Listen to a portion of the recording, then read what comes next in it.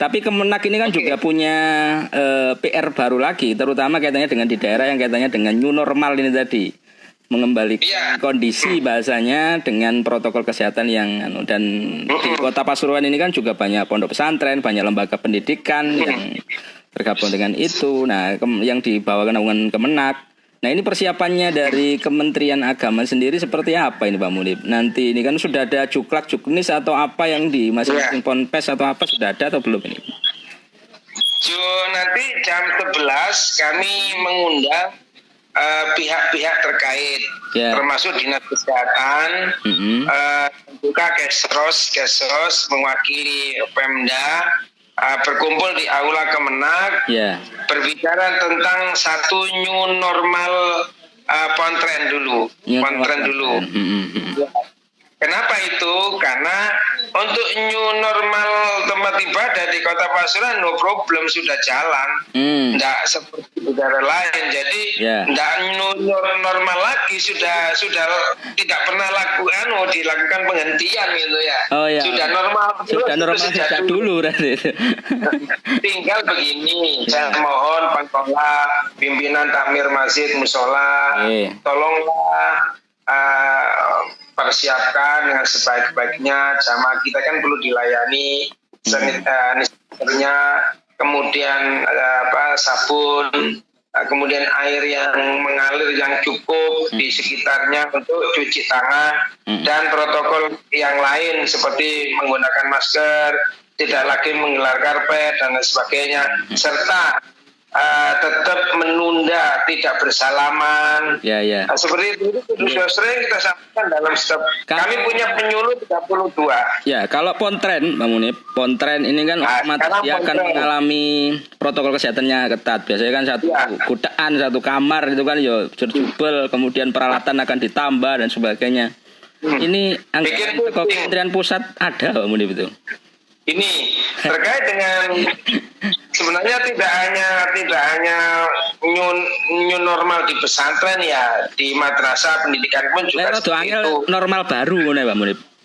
Ya, sekarang begini, yang saya ikuti terus konfikon dengan Pak Wapres kemarin. Pak Wapres juga geleng-geleng ketika melihat fakta, karena beliaunya orang pesantren lah, tahu kalau dengan menggunakan ini protokol kesehatan. Uang anak-anak itu yang tidur di musola banyak, di masjid banyak, di yang kadang-kadang itu memang kemarin kami di Jawa Timur sudah ada arahan dengan Ibu Gubernur, ada 4 opsi.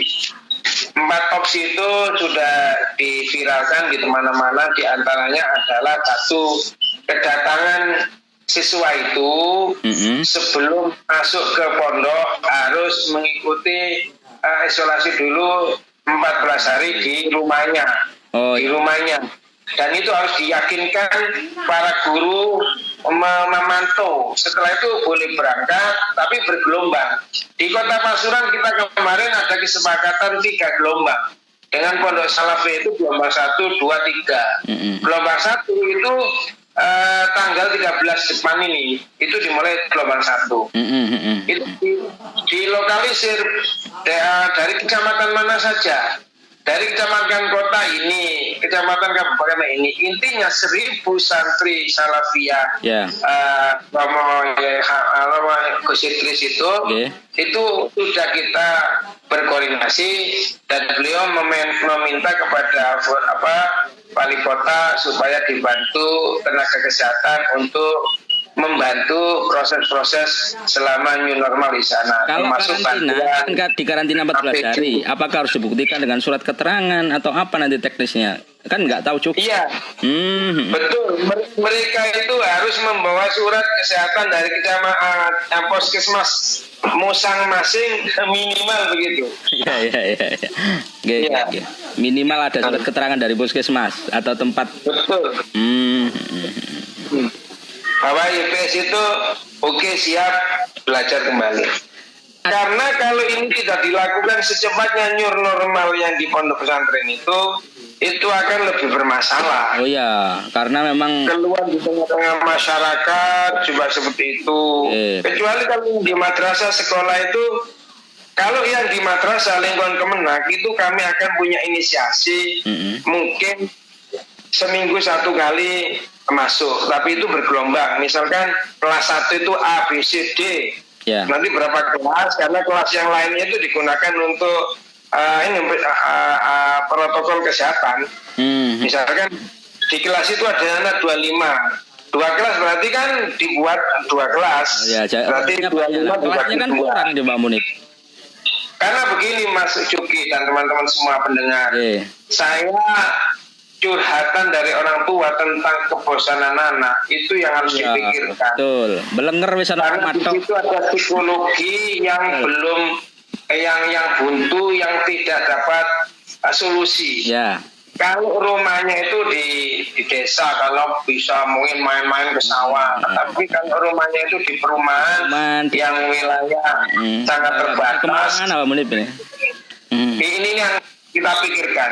Dan Pak Wahid, Pak Dinas Provinsi Jatim kemarin kontak-kontak dengan kami yang kontak beliaunya, ya memang beliau pusing memikirkan seperti ini, pusing. Bu Gubernur pun dikira seperti kelihatan itu pusing juga mikirnya. Ya seperti ini yang pondok pesantren. Betul, yang pondok pesantren. Tapi pondok pesantrennya itu nanti gimana Pak Munib? Kalau misalnya ada kesulitan dalam proses menerapkan protokol kesehatan, apa kudu duwe kabeh gue enggak menerapkan sesuai aturan? Begini. Kalau menurut kemarin arahan dari Pak Wamen, Pak Wakil Menteri, Pak Tauhid itu kan begini. Jangan dipaksakan bisa hadir semua, bisa menggunakan pembelajaran daring. Terus dibantah banyak pihak. Kalau anak sekolah mungkin, tapi kalau pondokan itu nggak bisa daring itu, karena ada barokah begitu. Jadi pokoknya tidak semudah new normal di dunia pendidikan khususnya pondok pesantren ini. Karena apa? Kekuasaan tunggal itu ada pada para pengasuh. Pengasuh. Kalau itu di sekolah, apa misalkan di SMP, SD, Sanawiyah, gitu ya. Dari kita bisa campur tangan. Tapi kalau itu di kiai atau tokoh-tokoh, ya apa caranya kita mengendalikan? Dan itu kekuasaan pun beliau. Kita sifatnya hanya membantu bagaimana caranya kelancaran itu terjadi. Kalau yang sifatnya bantuan itu sebuah finansial, semacam alat-alat, bukan alat-alat seperti itu, ya mungkin pemerintah daerah dengan kondisi keuangan seperti ini ya masih perlu ada reform anggaran. Itu.